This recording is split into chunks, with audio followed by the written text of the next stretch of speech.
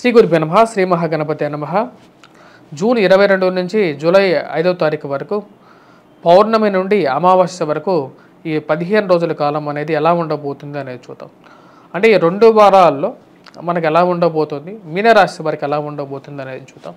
మీనరాశి వారికి వచ్చేటప్పటికి ఈ యొక్క 2 వారాల్లో జరిగిపోయినటువంటి పంచగ్రహ కూటమి అనేది అనుకూలించింది అన్నమాట. ఎందుకంటే తృతీయంలో గురువు అనుకూలించకపోయినా సరే రవి తృతీయంలోకి వచ్చినప్పుడు పంచగ్రహ కూటమి అనుకూలించింది, యోగించింది. యాక్చువల్గా చెప్పాలంటే ఆ పంచగ్రహ కూటమి ఎప్పుడైతే పటమంచలైపోతూ ఉన్నదన్నమాట 12వ తారీఖు, 14వ తారీఖు, 12, 16వ తారీఖు ఇది జరిగిపోయింది అన్నమాట. 12వ తారీఖు వచ్చేటప్పటికి శుక్రుడు చతుర్థంలోకి మారడం జరిగింది. 16వ తారీఖున రవి బుధుడు ఇద్దరు 2 గ్రహాలు వచ్చేటప్పటికి చతుర్థంలోకి మారాయి అన్నమాట.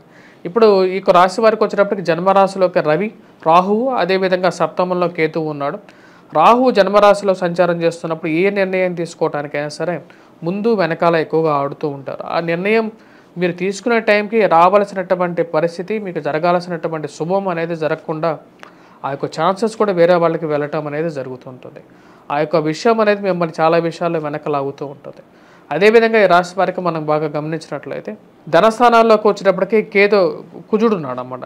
అంటే ధనస్థానాల్లో కుజుడు గ్రహ సంచారం జరుగుతుంది.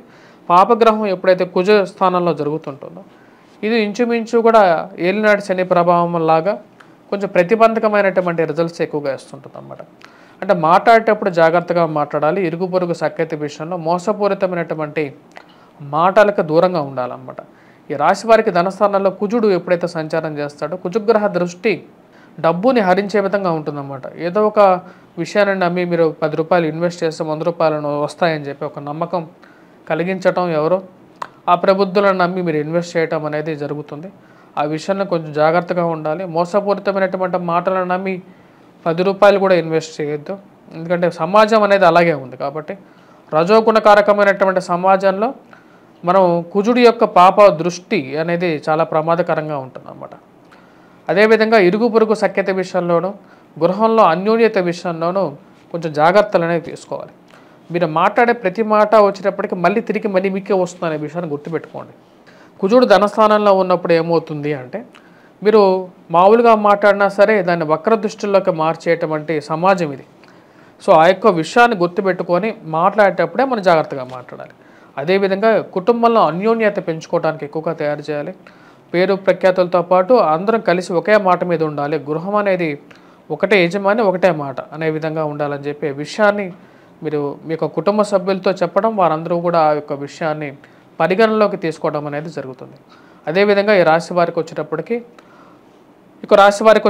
తృతీయంలో ఉన్నటువంటి గురువు అంత యోగ్యాన్ని ఇవ్వట్లేదు. ముఖ్యంగా విద్యార్థుల మీద దీని యొక్క ప్రభావం అనేది ఉంటుందన్నమాట. ముఖ్యంగా విద్యార్థులకు వచ్చేటప్పటికి గురుగ్రహ అనుకూలత అనేది చాలా ముఖ్యం.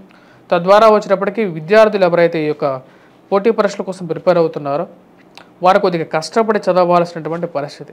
చతుర్థంలోకి వచ్చేటప్పటికి త్రిగ్రహ కూటమి అనేది జరిగిందన్నమాట. రవి, బుధుడు, శుక్రుడు కలిసినటువంటి కూటమి చతుర్థంలో జరగటం వల్ల దీని యొక్క ప్రభావం అనేది ఈ రాశి వారి మీద ఉంటుంది. ఈ యొక్క 3 గ్రహాలు శుక్రుడు, బుధుడు చతుర్థంలో ఉంటే యోగకారకులే. కాకపోతే రవి ఎప్పుడైతే ఆ యొక్క స్థానంలో చేరతాడో ఆ యొక్క శుభతత్వాన్ని కూడా నాశనం చేయగలుగుతాడు రవి. సో ఆ విషయంలో జాగ్రత్తగా ఉండండి.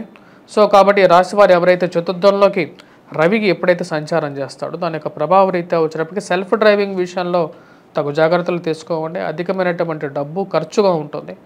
అదేవిధంగా వచ్చేటప్పటికి ఆరోగ్యపరంగా కూడా చిన్న చికాకులు ఎక్కువగా ఉంటాయి అన్నమాట. అధికమైనటువంటి కోపాన్ని తగ్గించుకోండి. ఇరుగు పొరుగు సఖ్యతతో పాటు గృహవాహన కొనుగోలు సంబంధితమైన విషయాల్లో జాగ్రత్తలు తీసుకున్న తర్వాత ఇన్వెస్ట్మెంట్స్కి వెళ్ళటం అనేది ముఖ్యం.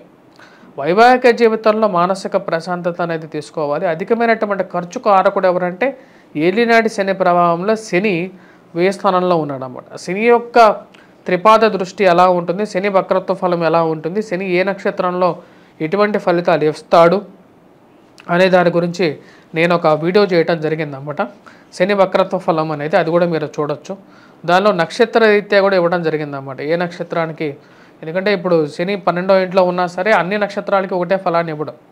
27 నక్షత్రాల మీద తను ఉండేటువంటి స్థానరీత్యానే మిగతా నక్షత్రాల మీద తన యొక్క ఫలం అనేది ఉంటుంది. ఆ విషయాన్ని గురించి నేను దానిలో క్లియర్ కట్గా కూడా చెప్పడం జరిగింది. ఆ విషయాన్ని మీరు గమనించినట్లయితే క్లియర్గా మీకు తెలుస్తుంది అన్నమాట. అంటే ఏ నక్షత్రానికి ఎటువంటి ఫలితం అనేది. అందుకనే ఏలినాటి శని ప్రభావం అనేది మీన రాశి వారి మీద ఇంకా రాలేదు. రాబోతున్నటువంటి 2.5 సంవత్సరాలు 2025 సంవత్సరం 2024 ఎండింగ్కి మార్చి 2025 మార్చి ఈ టైంకి వచ్చేటప్పటికి ఎప్పుడైతే శని యొక్క మార్పు జరుగుతుందో అప్పుడు ఈ రాశి వారి మీదకి ఈ యొక్క ప్రభావం అనేది ఉంటుంది. అప్పటి వరకు అంత పూర్తిగా ఈ యొక్క ప్రభావం అనేది ఉండదు. ఈ యొక్క 2 వారాల్లో చూసినట్లయితే మనం మొదటి వారంలో ఎక్కువగా ప్రభావం అనేది ఉంటుంది రాశి వారికి. కొద్దిగా మిశ్రమమైనటువంటి ఫలితాలుగానే చెప్పవచ్చు. 2వ వారంలో కొంచెం సానుకూలమైనటువంటి ఫలితాలుగా చెప్పవచ్చు అన్నమాట. అంటే గ్రాడ్యువల్ ఇంప్రూవ్మెంట్ అనేది ఉంటుంది. మొదటి వారంలో వచ్చేటప్పటికి కొంచెం మిశ్రమంగా ఉన్నప్పటికీ 2వ వారంలో వచ్చేటప్పటికి కొంచెం ఇంప్రూవ్మెంట్ అనేది ఉంటుంది. ఫైనాన్షియల్గా స్పెక్యులేషన్స్లో కానీ లేకపోతే ఉండే స్టాక్ మార్కెట్లో కానీ ఇన్వెస్ట్మెంట్స్ అనేవి అంతకుముందు మీరు ఇన్వెస్ట్ చేసినటువంటి డబ్బులు కూడా తిరిగి రావటం, ఒక మంచి బెంచ్ మార్క్ అనేది ఎస్టాబ్లిష్ అవ్వడం అనేది జరుగుతుంది అన్నమాట. గృహవానుకొని ఇన్వెస్ట్మెంట్స్ ఏవైతే అంత పాతకాలంలో చేసినటువంటి వారు ఉన్నారో వారికి కూడా అవి పెరిగాయి అని చెప్పి విషయం తెలిసి రావటం అనేది ఒక మంచి పరిణామంగా కూడా గోచరిస్తూ ఉన్నది. ఓవరాల్గా వచ్చేటప్పటికి ఈ రాశి వారికి సామాన్యమైనటువంటి ఫలితాలుగానే చెప్పచ్చు. వివాహ ప్రయత్న సంబంధితమైన విషయాల్లో కూడా మందకుండిగా ముందుకు సాగే విధంగా ఉంటుంది.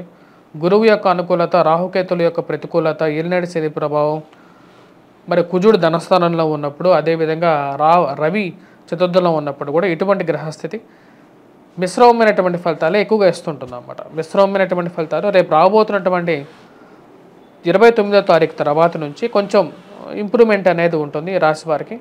ఫైనాన్షియల్ గెయిన్ అనేది వీరికి 29వ తారీఖు నుంచి వీరు ఇంప్రూవ్మెంట్ అనేది చేసుకోగలుగుతారు. వ్యాపార పరంగా కూడా ఇది కలిసి వచ్చే విధంగా ఉంటుందన్నమాట. వ్యాపార విస్తరణ చేయాలనుకుంటారు, దాని తగినటువంటి ముందు అడుగులు కూడా పడటం అనేది జరుగుతుంటుంది. మీ యొక్క స్వజాతకాన్ని కూడా పరిశీలించుకున్న తర్వాత ఎటువంటి నిర్ణయం తీసుకోవాలని చెప్పి నిర్ణయం తీసుకున్నట్లయితే సానుకూలమైనటువంటి ఫలితాలు అనేది పొందడం అనేది జరుగుతుంది. రాజకీయ పరంగా కూడా చెప్పాలంటే ఈ రాశి వారికి మిశ్రమమైనటువంటి ఫలితాలుగా గోచరిస్తున్నది. ఎందుకంటే రాజకీయ ప్రతికూలత జాతకరీత్యా వచ్చేటప్పటికి నిర్ణయం తీసుకోలేనటువంటి పరిస్థితి ఎప్పుడు వీళ్ళని వెంటాడుతూ ఉంటుంది అన్నమాట. రాజకీయ పరంగా కూడా ఈ రాశి వారికి వచ్చేటప్పటికి మిశ్రమమైనటువంటి ఫలితాలు. ఎందుకంటే కుజుడు గ్రహస్థితి అనుకూలంగా లేదు. ఏ ఒక్క ప్లానెట్ కూడా వీరికి అంత పూర్తి పాజిటివ్ యాంగిల్లో ఇచ్చలేదు. నూతన ఉద్యోగ ప్రయత్న సంబంధితమైన విషయాల్లో కూడా మొదటి వారం కన్నా 2వ వారంలో 29వ తారీఖు తర్వాత ఉద్యోగ పరంగా, వ్యాపార పరంగా కూడా కొంచెం సానుకూలమైనటువంటి దృక్పథంలోకి తీసుకెళ్తుంది. మొదటి వారంలో సామాన్యమైనటువంటి ఫలితాలు, రెగ్యులర్ పనిలో ఉండేటువంటి ఫలితాలే ఉన్నాయి. ఇంప్రూవ్మెంట్ పరంగా చెప్పాలి అంటే 29వ తారీఖు నుంచి వీరికి ఇంప్రూవ్మెంట్ అనేది బాగా ఫ్లచ్ అయ్యే విధంగా ఉంటుందన్నమాట. అంటే 29 తర్వాత నుంచి ఈ వారం ఎండింగ్ వరకు వీరు చేసుకోవాల్సినటువంటి పరిహారాల్లో ముఖ్యంగా వచ్చేటప్పటికి రాహుకేతువుల ఇద్దరికి, రాహుకి అమ్మవారు దుర్గాదేవిని, కేతువుకి వినాయకుడిని పూజించడం, మరి అదేవిధంగా శని యొక్క ప్రభావం ఎవరైతే ఎక్కువగా ఖర్చుని ఎదుర్కొంటున్నారో వారు వచ్చేటప్పటికి ముఖ్యంగా వెంకటేశ్వర స్వామిని పూజించడం, అదే ఉద్యోగపరంగా స్థిరత్వాన్ని లేనటువంటి వారు అరుణ పారాయణం, ఆదిత్య హృదయాన్ని పఠించినట్లయితే సానుకూలమైనటువంటి ఫలితాలు పొందగలుగుతారు. విద్యార్థులు ముఖ్యంగా గాయత్రి మంత్ర జపం, అదేవిధంగా దత్తాత్రేయ పారాయణం చేసుకున్నట్లయితే సానుకూలమైనటువంటి ఫలితాలు పొందగలుగుతారు. విద్యార్థులు ఈ రెండు చేయలేనటువంటి వారు దక్షిణామూర్తి శ్లోకాన్ని పఠించినా సరిపోతుంది. స్వస్తి.